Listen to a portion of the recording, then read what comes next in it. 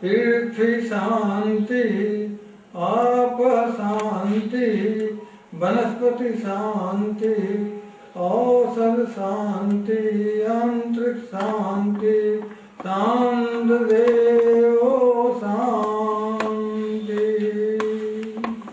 ओम नमो नारायण। आज पृथ्वी पर जो अत्याचार हो रहा है, सारा विश्व समुदाय उससे चिंतित है। सारे विश्व के अंदर इस बात की लेकर चर्चा हो रही है कि भविष्य कैसा होगा, क्योंकि जलवायु परिवर्तन में दिन रात कभी बाढ़ आ रही है, कभी तूफान आ रहा है, कभी बर्फीली तूफान आ रहा है, कभी भूकंप आ रहा है, कभी अग्नि लग रही। ये सब जलवायु परिवर्तन जो हो रहा है, इसका विशेष तौर से मुख्य कारण जो है वो ये है कि हमने पृथ्वी का जो दोहन करना शुरू किया। वैसे तो औद्योगिक क्रांति जब से शुरू हुई है तब से हो रहा है, लेकिन 20वीं सदी के प्रारंभ में पृथ्वी का जो दोहन हो रहा है वो दोहन इतना क्रूर और नृशंसतापूर्ण हो रहा है कि जिसके द्वारा पृथ्वी का अब भविष्य के अंदर किस रूप में विकराल रूप धारण करेगी, इसका कुछ भी अनुभव करना बड़ा कठिन है। अनुमान तो लग रहा है कि आने वाला भविष्य अगर हम नहीं संभले, अगर पृथ्वी के साथ अगर हमने जलवायु के साथ सहयोग नहीं किया, पर्यावरण के साथ सहयोग नहीं किया, तो इसका भयंकर परिणाम पूरे विश्व को ही नहीं, पूरे मानव समाज को, जिसका अस्तित्व खतरे में पड़ जाए, ऐसा भी संभव है। 20वीं सदी से उद्योग के नाम पर जिस प्रकार से पृथ्वी का दोहन हुआ, मनुष्य भूल जाता है कि अपने केवल धन की लोलुपता के लिए, अपने विकास के नाम पर, अपने यश पूर्ति के नाम पर जो कुछ वो कर रहा है वो बिल्कुल ही एक नृशंस कार्य कर रहा है, जघन्य अपराध कर रहा है। उसको अपने जीवन के अंदर इस बात पर झांक कर देखना होगा कि अगर भविष्य हमारा सुधरे तो उसके लिए हमें अपना अभी से ही प्रयास करना होगा। जो कुछ बीत गई सो बीत गई, और आगे की सुधरे इस पर विचार करना होगा। माँ वसुंधरा को हमने माँ कहा है, वसुंधरा जो है वो हमारी माता है, जब हमारा अंतिम सांस निकलता है तो हमारे भारत की तो ये परंपरा रही है कि उसको अंत में अगर सांस जब निकलता है, प्राण जब निकलते हैं तो वो पृथ्वी पर लिटा दिया जाता है। इतना हमें वसुंधरा से, इतना हमें अपनी माँ से प्यार है और आज अपने देश का नाम भी भारत माता है। लेकिन भूलना नहीं, अगर किसी समय हमने इसी तरह से दोहन करते रहे और ये बिना सोचे समझे, ये भूलिए नहीं कि पृथ्वी का दोहन नहीं कर रहे हैं, हम अपना दोहन कर रहे हैं। हम पृथ्वी को हरी लकड़ियां नहीं काट रहे हैं, हम अपनी हड्डियों को काट रहे हैं। हम पृथ्वी के जल को दूषित नहीं कर रहे हैं, अपने खून को दूषित कर रहे हैं। हम वायु को दूषित नहीं कर रहे हैं, हम अपनी प्राण शक्ति को दूषित कर रहे हैं। और इस सब चीज़ों पर विचार करते हुए आज के युग में माँ वसुंधरा की रक्षा, पूरे समाज की नहीं रक्षा, पूरे विश्व की रक्षा इसी पर है कि हम प्रकृति के साथ सामंजस्य करें, प्रकृति का सहयोग करें, प्रकृति के साथ कोई खिलवाड़ न करें। और हमारे शास्त्रों में अथर्ववेद में लिखा है कि पृथ्वी का जितना हिस्सा खोदो उतना भर दो। पृथ्वी के अंदर अगर आपने एक वृक्ष लगाया है तो आप ये अथर्ववेद का ये वाक्य है कि गोदान से और पृथ्वी दान से भी ज्यादा महत्वपूर्ण दान जो है वो वृक्ष लगाने का है, पर्यावरण को बचाने का है। ये उससे दुगना पुण्य उसका मिलता है।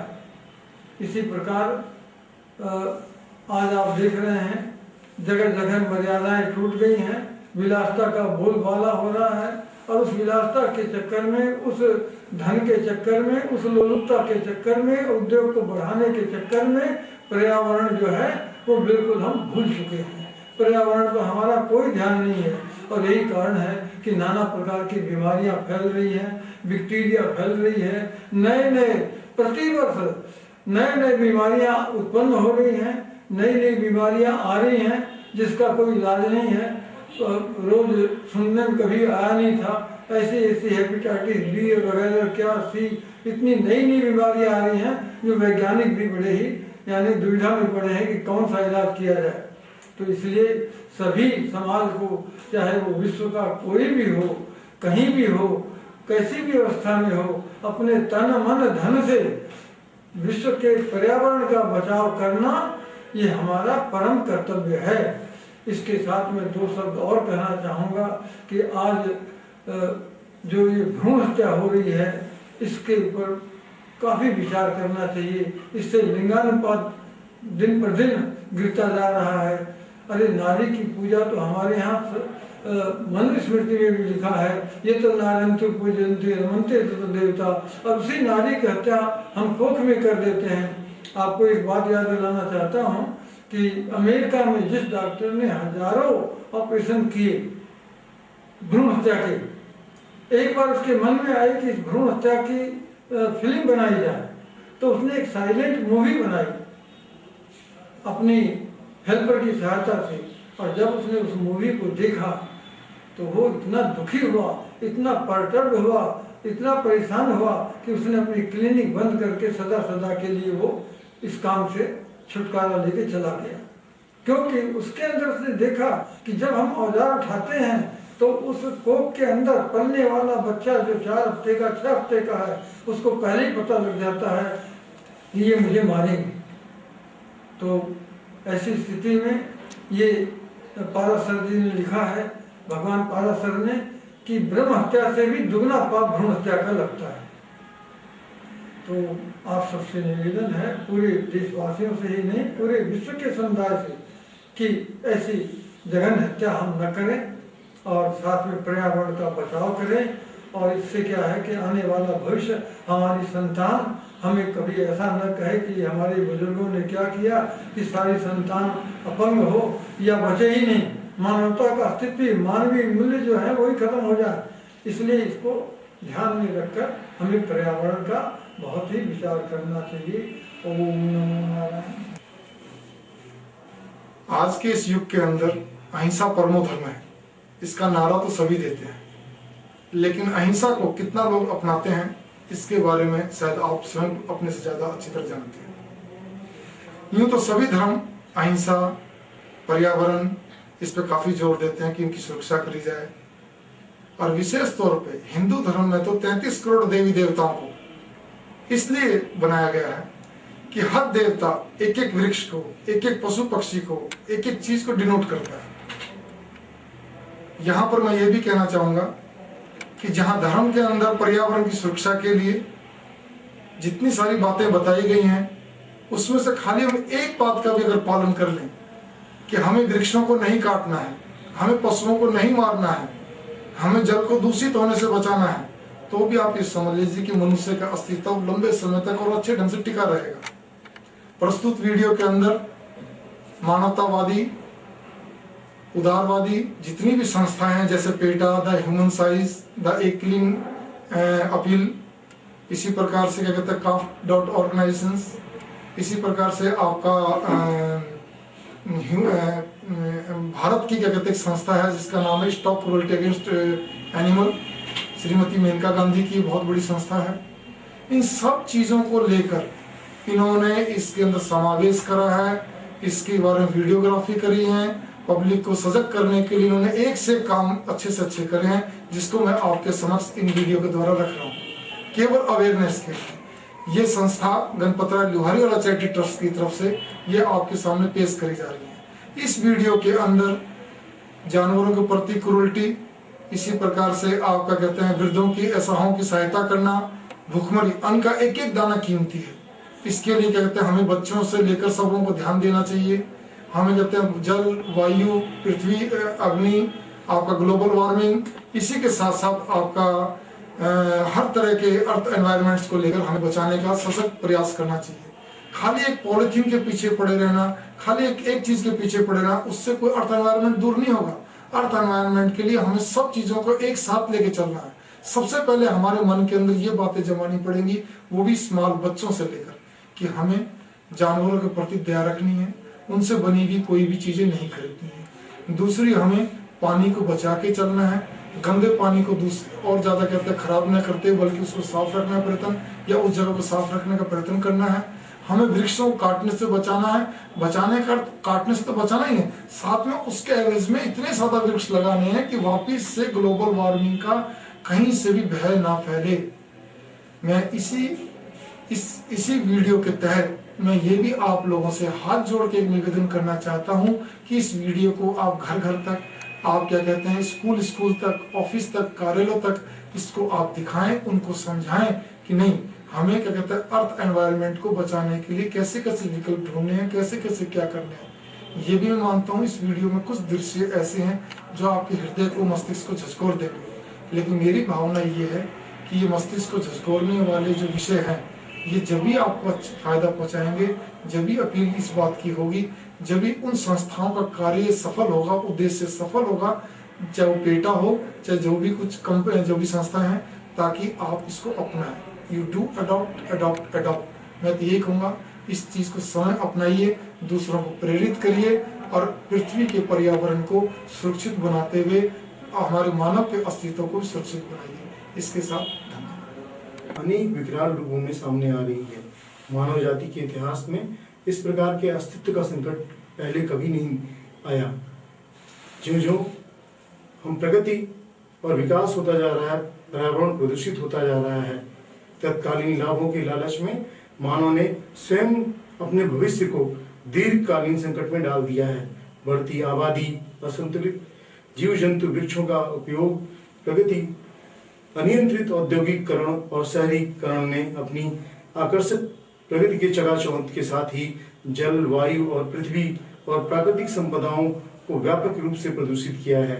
मानव उपभोक्तावादी मानसिकता के साथ प्रकृति के विध्वंस पर आमदा है। इसे वह अपनी प्रगति पर विजय कहता है, पर वह यह भूल गया है कि वह मात्र प्रकृति का संरक्षक है, मालिक नहीं। प्रकृति के साथ खिलवाड़ कर वह स्वयं अपने ऊपर मुसीबत ला रहा है। प्रकृति भी मानव के इस दखलंदाजी को बर्दाश्त न कर बदला लेने में कोई कसर नहीं छोड़ी है। पिछले 10 वर्षों में विभिन्न प्रकार की प्राकृतिक आपदाओं में जितने लोगों की जानें गईं, शायद विश्व के किसी युद्ध में भी न जाती। इस छेड़छाड़ के चलते आज मानव बारूद के ढेर पर बैठकर अपनी विनाश लीला का इंतजार कर रहा है। यदि मानव अभी नहीं चेतेगा तो वह दिन दूर नहीं जब उसका अस्तित्व ही खतरे में पड़ जाएगा। वास्तविकता यह है कि पर्यावरण का असंतुलन खतरा मानव ने ही अपने उत्पन्न किए हैं, इसलिए उसको दूर करने का प्रयास भी हमको ही करना पड़ेगा। प्राकृतिक संसाधनों का सही उपयोग, उपभोक्तावादी मानसिकता से बचते हुए यदि हम स्वयं पर्यावरण को स्वच्छ बनाए रखने की प्रकृति अपने दायित्व को महसूस करें तो उसका प्रभाव पूरे संसार और वातावरण पर पड़ेगा। वास्तव में यह सतत विकास और वसुधैव कुटुंबकम की अवधारणा का ही अंग होगा। इन बातों के साथ एक और भी तरह का प्रदूषण आज हमारे समाज में फैला है, वह है सामाजिक प्रदूषण, जिसमें हम वृद्धों की सहायता, अपाहिजों असहायों की सहायता और भुखमरी जैसे दानव आज हमारे सामने खड़े हैं। ये हमारे विकसित समाज के लिए बहुत बड़ा कलंक है। हम अपनी पुरानी मानवीय मूल्यों को अगर भूल गए तो फिर आगे हम एक और बड़ी समस्याओं में पड़ जाएंगे।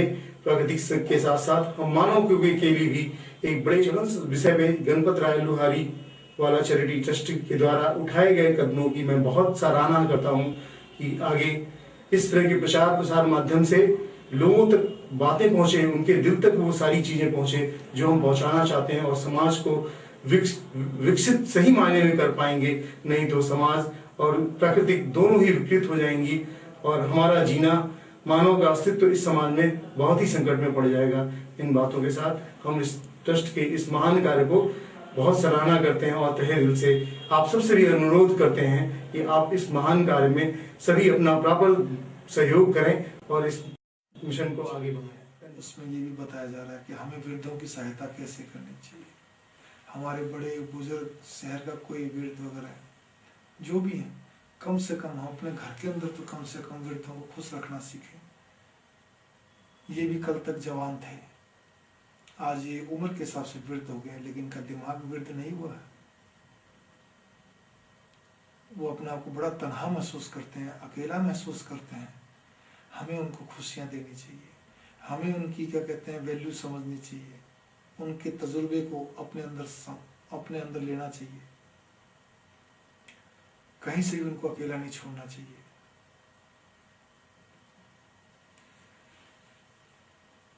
इन पे किसी प्रकार सरकास्टिक टोंट नहीं कसना चाहिए। तुम बूढ़े हो गए हो, तुम सठिया गए हो। उनसे हमें बहुत सारी वैल्यूबल लेसन सीखने को मिलते हैं, बहुत सारी बातें सीखने को मिलती हैं। उनके साथ हमें गॉसिप शादी लगानी चाहिए ताकि उनको अकेलापन महसूस ना हो। उनके साथ कुछ न कुछ खेलना चाहिए, चाहे ताश खेलो, चेस खेलो, कैरम बोर्ड खेलो, जो भी उनका मन पसंद हो। उनको कभी भी अकेला ना छोड़े, अदरवाइज वो अपने आप को डिप्रेशन में आते हैं। इसीलिए वो चिड़चिड़े हो जाते हैं। कुछ उनको उम्र के हिसाब से उनकी नसें ढीली हो जाती हैं, कुछ वैसे भी हो जाते हैं। वो आपके आने वाली संतान के बहुत बड़े मास्टर्स होते हैं, जो कि आपकी संतान को उर्फ उनके पोते पोतियों को, पड़ पोते पोतियों को, दोते दोतियों को कुछ सिखाने के लिए वो तैयार रहते हैं। जो चीज़ हम नहीं बता सकते उससे कहीं ज़्यादा वो बताते हैं, वो समझाते हैं, क्योंकि उनको जीवन का तजुर्बा होता है।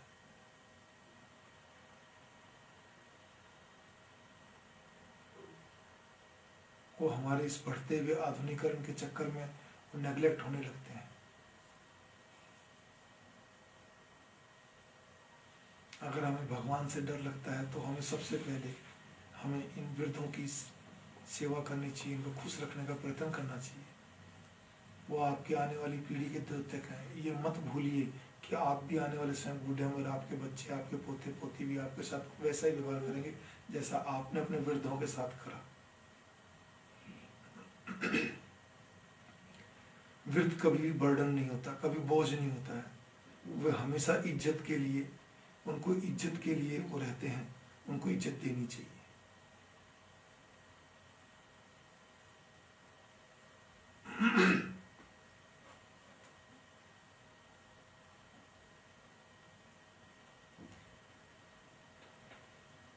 वो हमारे छोटे बच्चों के रक्षक होते हैं। उनको जीवन संवारने वाले बहुत अच्छे गुरु होते हैं।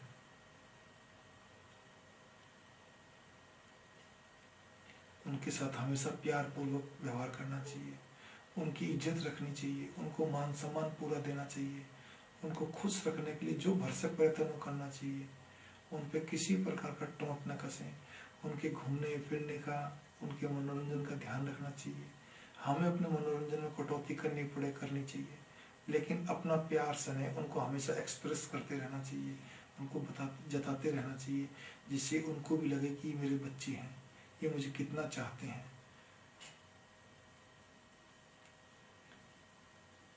अगर आप सामर्थ्यवान हैं तो आपको कोई ना कोई और वृत्ति भी आपको एक प्रकार से अडॉप्ट कर लेने चाहिए, उनकी रक्षा के लिए, उनकी सेवा शुश्रूषा के लिए, जिससे कि उनको तनाव महसूस ना हो यदि उनके परिवार वाले नहीं है तो। अब जो क्लिप दिखाई जा रही है, क्लिप भी एक बड़ी गजब की क्लिप है। हम लोग कितनी तरह तरह की चीजें खाते हैं, एक से एक बढ़िया चीज खाते हैं, अपने परिवार वालों के लिए एक से एक बढ़िया चीजों का प्रबंध करते हैं, अच्छे से अच्छे मकान में रहते हैं। लेकिन क्या आपको मालूम है कि इस पूरी पृथ्वी के अंदर, इस मानव समाज के अंदर कितने लोग डेली के डेली, लाखों लोग, करोड़ों लोग जो है वो भूखे रहते हैं, उनको एक टाइम की रोटी भी नसीब नहीं होती है। क्या आपने कभी सोचा? इस बच्चे को, प्यारे से बच्चे को देखिए, इन बच्चों को देखिए जो केवल रोटी के लिए संघर्ष कर रहे हैं। पृथ्वी पर करोड़ों लोग ऐसे हैं जिनको केवल 2 टाइम के खाने के लिए संघर्ष करना पड़ता, कपड़ा और मकान तो बहुत दूर की बात है।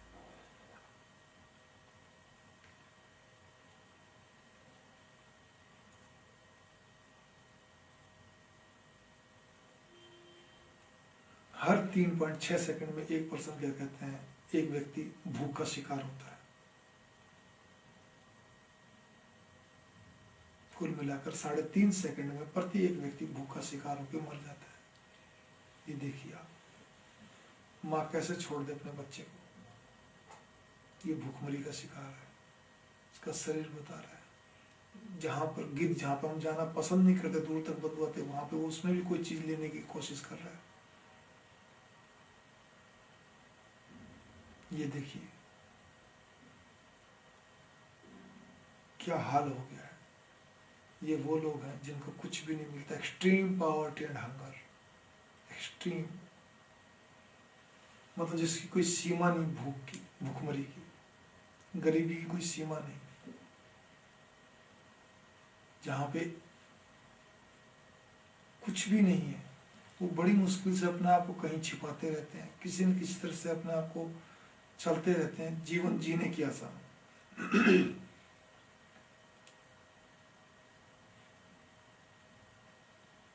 तो हम कैसे हेल्प कर सकते हैं? उसके लिए हमें यूनिसेफ आदि कई बड़ी बड़ी संस्थाओं की सहायता करनी चाहिए।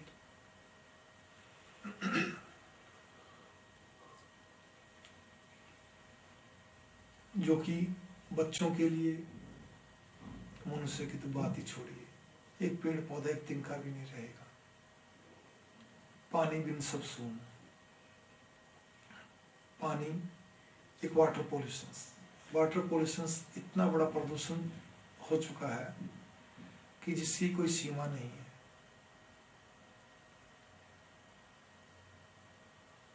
अभी आप जो नज़ारे देखेंगे आगे चल के, उसमें आप ये देखेंगे किस जगह गंदा पानी आ रहा है, किस जगह लोग उसी पानी पीने को मजबूर हैं, किस जगह पानी के प्रति ध्यान नहीं है। पानी से कितनी तरह की बीमारियां फैलती हैं, कितनी तरह का सब कुछ होता है। इस चीज को देखेंगे तो आप खुद भी चौंक जाएंगे।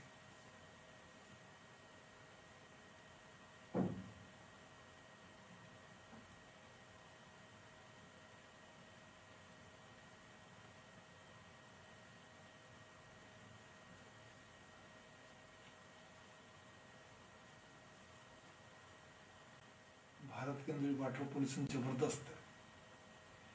यहाँ की नदियां, खासतौर पर गंगा यमुना तो इतनी गंदी हो चुकी है, इतनी ज्यादा मैली हो चुकी है, जिसकी कोई सीमा ही नहीं है। जहां जहां से गुजरती है पूरे शहर का, क्या कहते हैं, नाला, फैक्ट्रियों का पूरा केमिकल वाला पानी आदि सब कुछ इसके अंदर मिल जाता है।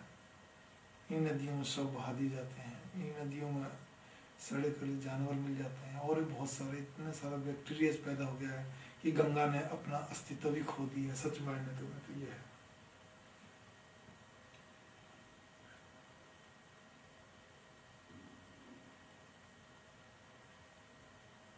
या आप देखिए नदी किनारे कितना कचरा अलग अलग तरह का है, बस गिर दिया गया है।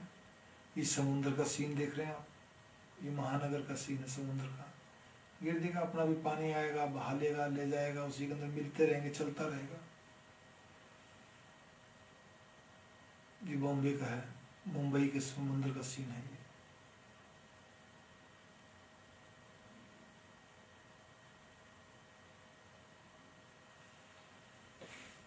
कितना जबरदस्त वाटर पॉल्यूशन है।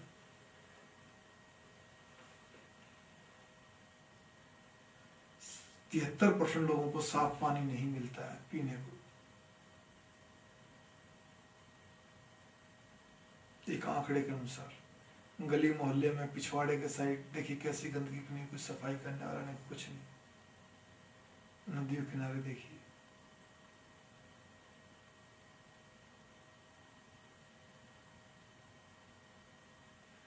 लोग पानी को, जहाँ भी पानी का जमावड़ा है वहाँ पर लोग इसको यूज करते हैं टॉयलेट जाने के लिए, उसके किनारों को, कपड़े धोने के लिए, जानवरों को नहलाने के लिए, इस तरह से यूज करते हैं, जिससे पानी और गंदा और गंदा और गंदा होता चला जाता है और प्रदूषण फैलता ही चला जाता है।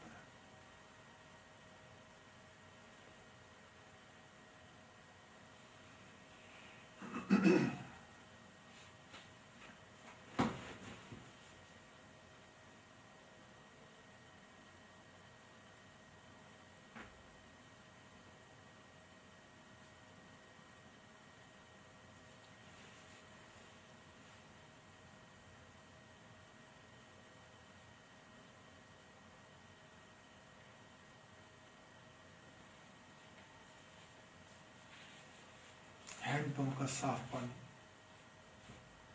अपने आप में बहुत अच्छा होता है।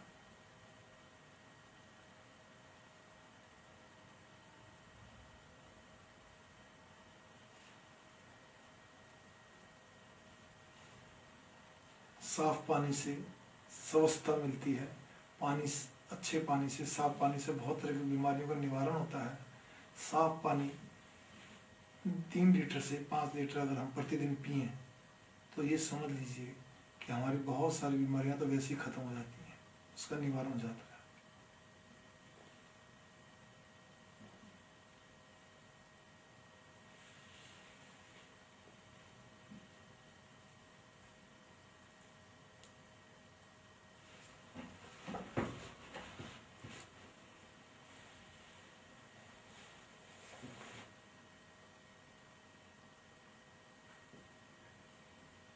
किसी जगह पानी जीवन, किसी जगह पानी की इतना गहरा संकट है कि पानी नहीं मिलता।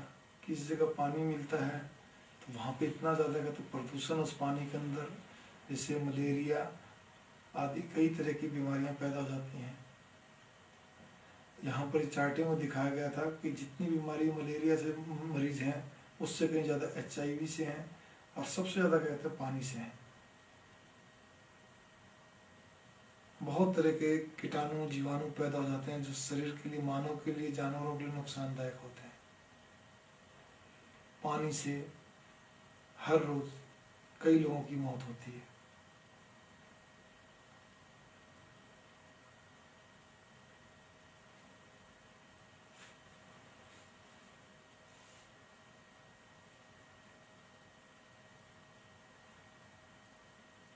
लाखों लोगों को साफ पानी नहीं मिल पाता है, लाखों बच्चों को साफ पानी नहीं मिलता जिससे रोज वो मरते हैं।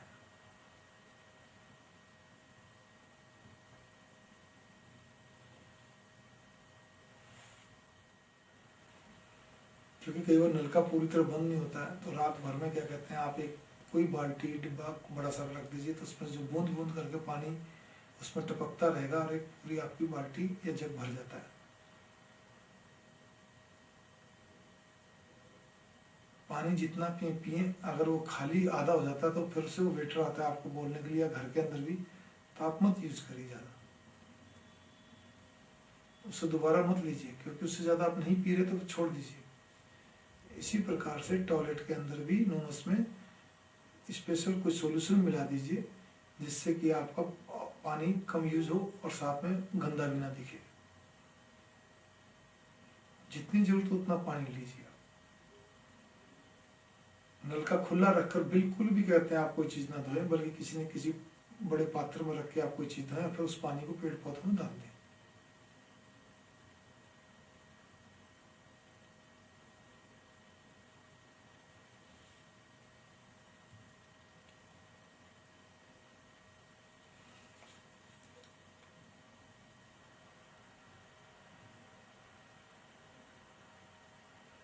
ब्रश को जो एक प्रकार से माउथ वॉशर आता है उससे आप धोइए, क्योंकि एक ब्रश का थोड़ा धोना हम जब नल का खोलते काफी पानी खराब हो जाता है। अब यहाँ पर एक कार्टून दिखाया जा रहा है जिसमें पानी की कदर बताई जा रही है कि पानी की एक व्यक्ति किस तरह से इज्जत नहीं करता है, लेकिन बाद में पानी जब इसको धोखा देता है तो ये कैसे ही चिल्लाता है, रोता है, पानी के लिए तड़पता है। अभी आप देखिए, एक सिर धोने के लिए, एक नहाने के लिए सिंपल से इसने कितना सारा ट्यूबवेल कहिए, पानी का नल का खोल दिया। ये मतीरा है, मतीरे को धोने के लिए इसने पूरा पानी कहते हुए इकट्ठा कर उसको खुला छोड़ दिया, वो पानी भरता जा रहा और उससे मतीरे को धो रहा है। वैसे ही पानी बेकार करता जा रहा है। अपनी साइकिल भी धो ली उसने। धोने का तरीका भी देखिए कैसा गंवारपने के तरीके से। वैसे आमतौर पे यही होता है, लोग बड़े बेरहमी से पानी को प्रयोग में लाते हैं। मतलब जानवरों के साथ तो है, ये पानी के साथ भी क्रूरतापूर्वक है। बड़ा दिल खोल के पानी खर्च करते हैं, चाहे कार धोनी हो, साइकिल धोनी हो, कुछ भी धोना हो। गली मोहल्लों में नल का कॉर्पोरेशन का चल रहा है, टूटी नहीं है, एक ही दिमाग में हम कौन करेंगे, हम क्यों करें, ठीक तो कॉर्पोरेशन वाले करेंगे। और होता क्या है कि इस तरह पानी काफ़ी ज़्यादा हमारा खराब जाता है। मैं पार्कों में देखता हूँ, कई जगह पार्कों में पानी चलता रहता है, नहीं ध्यान जाता, पानी चल रहा है, कोई ध्यान नहीं देता। यहाँ पर भी इस व्यक्ति के साथ यही हो रहा है, और अचानक नहाते नहाते पानी चला जाता है। तब इसको समझ में आती है, अरे ये क्या हो गया।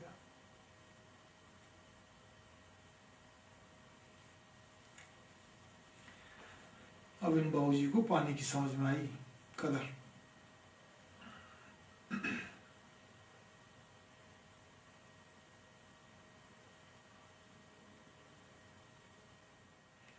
अब यहाँ पर आपके सामने बरसात के पानी को कैसे जमा करना उसका तरीका बताया जा रहा है।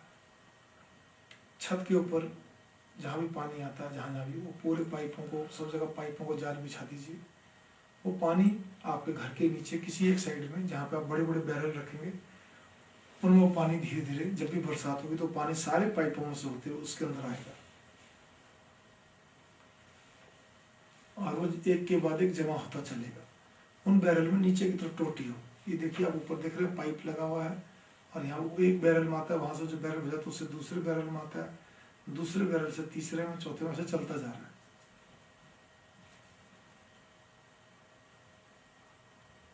इस पानी को हम बहुत सारी चीजों में यूज ले सकते हैं, कपड़े धोने में, बागवानी करने में, कार साफ करने में, और भी बहुत सारे तरह से हम इनका प्रयोग कर सकते हैं। क्योंकि डायरेक्ट पानी आपके पीने के काम में नहीं आएगा, लेकिन आपके और रोजमर्रा की जिंदगी के अंदर यूज आने वाले कार्यों में काम आएगा।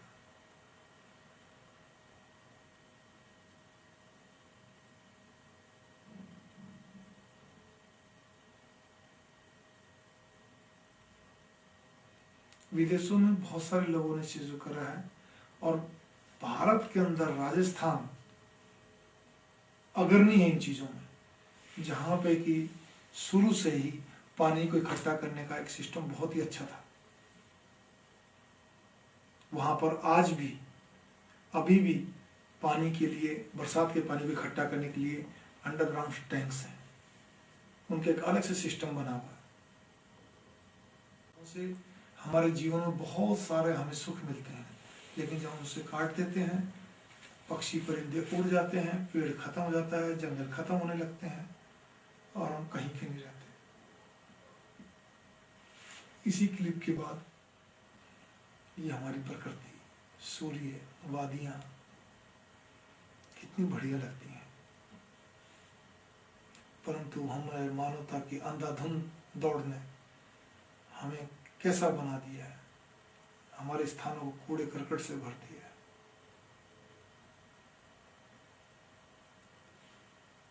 हमारी सांस लेने की हवा भी अब जहरीली हो चुकी है, उसमें भी कहते हैं केमिकल मिला हुआ है, धुआं मिला हुआ है। समुद्र में इतना ज़्यादा तेल मिल जाता है और केमिकल मिल जाते हैं जिससे पशु पक्षी मर जाते हैं। परमाणु परीक्षण, वो परीक्षण, फलाना ठिकाना, फैक्ट्रियों का धुआं आदि, इन सब ने जल को, वायु को प्रदूषित कर रखा है। लगातार खनन, पेड़ों की कटाई, लड़ाई आदि, हमारा पूरा पर्यावरण प्रदूषित होता जा रहा है, हर रोज बढ़ता जा रहा है। पेड़ों की कटाई ने तो और भी ज्यादा बेड़ा गर्क कर दिया है। तरह तरह की बीमारियां इसलिए पैदा होने लग गई हैं, भूखमरी बढ़ गई है, बहुत सारी समस्याएं पैदा हो गई हैं, बीमारियां बढ़ गई हैं। लेकिन हम समझते हुए भी ना समझ, केवल बस हमारा फायदा और हमारा फायदा, सभी इसी में लगे।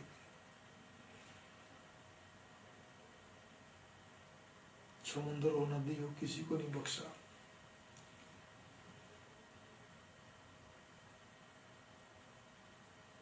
नालों के द्वारा गंदा पानी उसके अंदर जा रहा है, पशु पक्षी बीमार हो रहे हैं, प्रॉब्लम आ रही हैं, शहर के शहर उजड़ रहे हैं, प्रदूषण फैलता ही जा रहा है जिसका कोई भी इलाज नहीं हो रहा।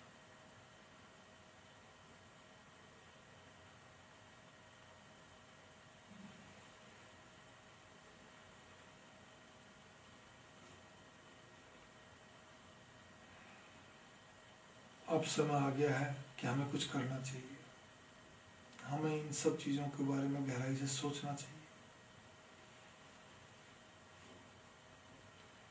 समुद्र और उसके रिसोर्सेज को भी, उसके स्रोतों को भी हमने खराब कर दिया है। उसके अंदर कई तरह की चीजें हम गिर देते हैं, कई तरह के केमिकल्स मिल चुके हैं जिसमें कई जानवर बेचारे मर गए हैं, बेहाल हो गए हैं। अपने खाने के लिए भी हमने बहुत सारे जानवरों को पकड़ना शुरू कर लिया है।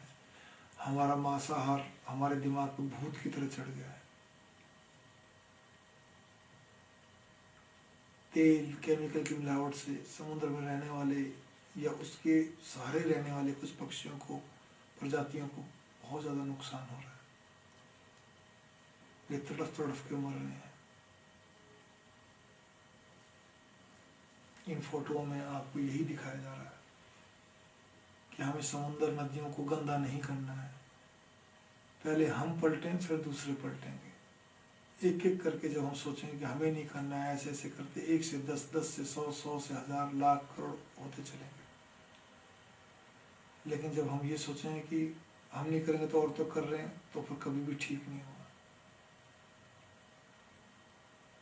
प्लास्टिक्स को लेकर बहुत ज़्यादा प्रचार होता है, पॉलिथीन हटाने के लिए प्रचार होता है। भारत के अंदर तो मैं केवल इतना ही कहना चाहूँगा कि जब तक पॉलिथीन की वो क्वालिटी जड़ से बंद नहीं होगी, जड़ का मतलब मैन्युफैक्चरर से या इंपोर्ट से, तब तक कुछ भी नहीं हो सकता। जब चीज़ ही नहीं मिलेगी, चीज़ ही नहीं बनेगी, जब चीज़ ही विदेशों से नहीं आएगी, वो क्वालिटी पॉलिथीन की या पॉलिथीन प्लास्टिक जो भी नुकसानदायक है, जो भी, तो फिर चीज़ें यूज ही नहीं होंगी। लेकिन जब चीज़ आएगी तो कहीं ना कहीं प्रयोग में आएगी तो नुकसान होगा, उसके लिए भुगतने के लिए तैयार रहिए।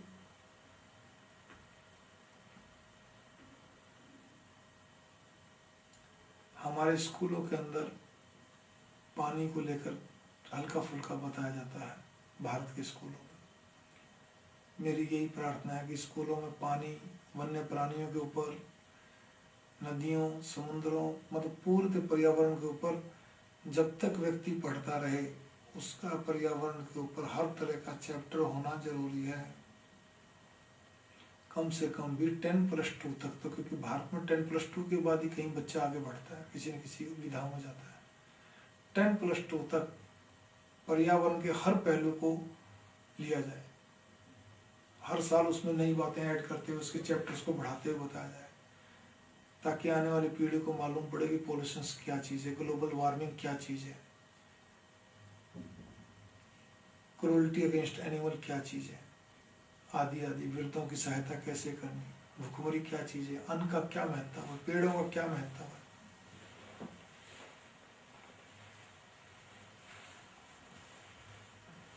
पावर प्लांट आदि जितने भी हैं, इस सब के सब इतना जबरदस्त धुआं छोड़ते हैं जो कि हमारे एनवायरनमेंट को खराब कर रहे हैं। जबरदस्त धुआं छोड़ते हैं, जबरदस्त प्रदूषण है, केमिकल निकलता है वो अलग, धुआं निकलता है वो अलग, और भी कई तरह के क्या क्या बताऊं, बहुत सारी चीजें ऐसी हैं जो कि वातावरण को खराब कर रही हैं। हम क्या कर सकते हैं?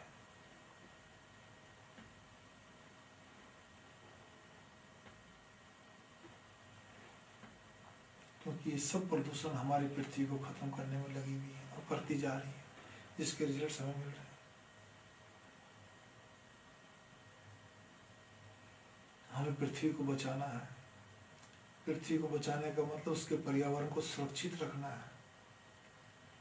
उसके पर्यावरण को सुरक्षित रखने का मतलब ये अलग अलग तरह के बहुत सारे जो प्रदूषण है, जो भी सामाजिक अनियमितताएं हैं, उनको ठीक करना है। भुखमरी, वृद्धों की, बच्चों की, असहायों की सहायता करना, जानवरों के प्रति दया करना, फर, मीट, लेदर मीन्स मर्डर, उनकी चीजें ना पहनना ना खाना, किसी का पेड़ों की कटाई बिल्कुल ना हो, पेड़ों से बनी चीजों का यूज बंद होना चाहिए, बहुत हो गया। पानी को साफ सुथरा रखना, हमारे आसपास नदियों को, समुद्र को साफ सुथरा रखना, उसको टॉयलेट नहीं बनाना, उसको कपड़े धोने का स्थान नहीं बनाना, उसमें अपने जानवर नहीं नहलाने, जोहड़, पोखर जिसको हम बोलते हैं, तालाब आदि में। हमें कई तरह से अच्छा रखना है, कई तरह से ध्यान देना है, सावधानियां बरतनी है, तब जाके हम पृथ्वी के वातावरण को हम सही रख पाएंगे।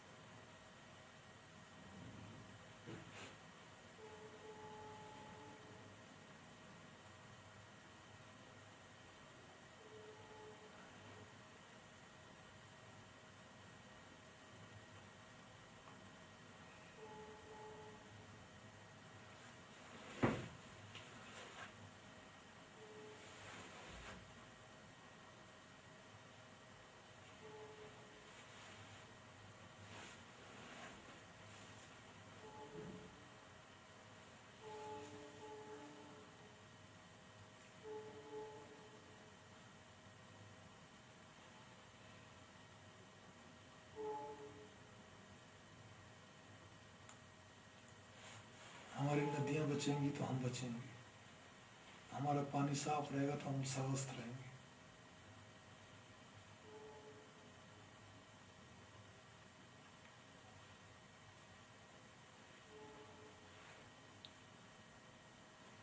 पेड़ों की कटाई, छटाई, इससे हमारे पहाड़ों को, धरती को, हर एक को नुकसान है। इससे कटने से वार्मिंग ज़्यादा बढ़ता जा रहा है। एक फुटबॉल मैदान जितना हमारा प्रति मिनट इस विश्व में, एक फुटबॉल के मैदान जितना हमारा जंगल साफ हो जाता है प्रति मिनट। अब आप खुद देख लीजिए कि क्या कहते हैं, कितना जबरदस्त नुकसान है। वर्ष के अंदर 30 लाख एकड़ जमीन हमारी एक साथ में खत्म हो जाती है, बंजर बन जाती है, पेड़ों से रहित, पौधों से रहित हो जाती है। कितना बड़ा क्रूरता है।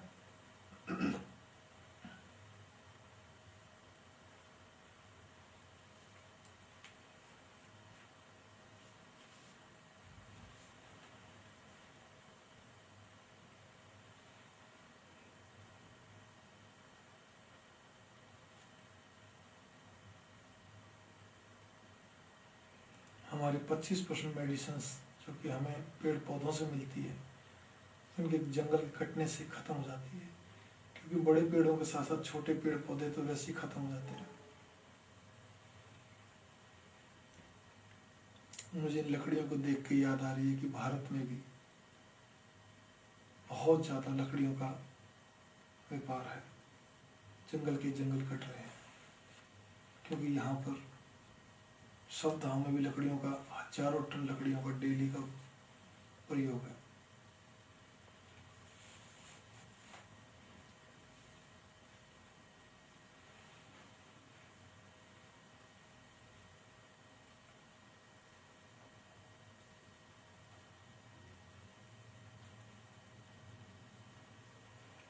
फैक्ट्री लगाने के लिए, मकान बनाने के लिए, किसी भी चीज़ के लिए, शहर बसाने के लिए और काम के लिए जंगल के जंगल कटते जा रहे हैं। कल का हरा भरा मैदान एकदम से जाता है।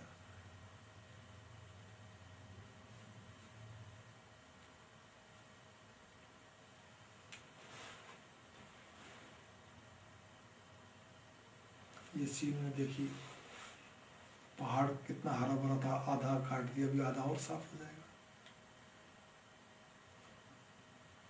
ये देखिए आप किस तरह से हरे भरे को सूखा करते जा रहे हैं।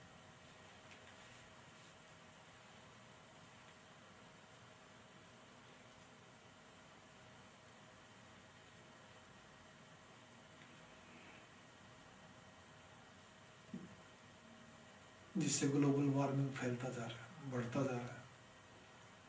यही कारण है कि बर्फ पिघलती जा रही है, उत्तरी ध्रुव में बर्फें पिघलती जा रही हैं, पानी का स्तर ऊंचा होता जा रहा है, गर्मी तेज होती जा रही है, ओजोन लेयर को खतरा हो चुका है, क्योंकि इतना ज़्यादा पॉल्यूशन हो चुका है, इतना ज़्यादा हर तरह का वृक्ष कटाई हो चुकी है, सब कुछ गड़बड़ा गया सिस्टम, और ग्लोबल वार्मिंग बढ़ती जा रही है। अब खतरा नहीं, खतरे से ऊपर ही बढ़ता जा रहा है। अब तो कभी भी कुछ भी हो सकता है पृथ्वी को, क्योंकि इतने परीक्षण एटॉमिक और होते हैं। यहाँ पर 10 तरीके बताए गए हैं ग्रीन करने के लिए, पर्यावरण को हरा भरा बनाने के लिए। जब भी हम बिजली का यूज, अपना बिजली वाला काम कर लें तो उसको अनप्लग कर दें, पानी कम से कम यूज करें, एक एक बूंद की कीमत समझें, बहुत जरूरी है पानी भी इन सब से। हमारा लाइट जो है वो फ्लोरेसेंट लाइट यूज करनी चाहिए, जिसमें बिजली खपत कम होती है, जिसको आजकल यहाँ पे CFL बल्ब बोलते हैं। हमें वो चीज़ें प्रयोग होना चाहिए जिसमें पैकेजिंग कम से कम यूज हो। हमें अपने जो शाकाहारी चीज़ें होती हैं उनको ही यूज करना चाहिए, ड्राई कम से कम रखना चाहिए, मजबूरी हो अच्छा रहेगा, बढ़िया रहेगा। छोटी मोटी जगह पैदल चलना चाहिए, वृक्ष अधिक से अधिक लगाने चाहिए।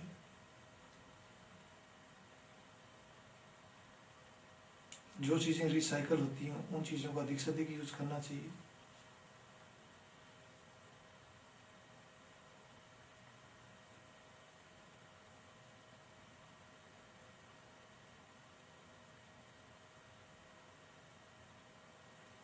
और हमें पर्यावरण को ग्रीन बनाने के लिए अधिक से अधिक प्रचार प्रसार करना चाहिए। एक व्यक्ति भी बहुत कुछ चेंज कर सकता है, 1 से 1 11, 11 से 1 हजार, हजार से लाख, करोड़ चल सकते हैं। Go green, save our planets, save life and save the earth.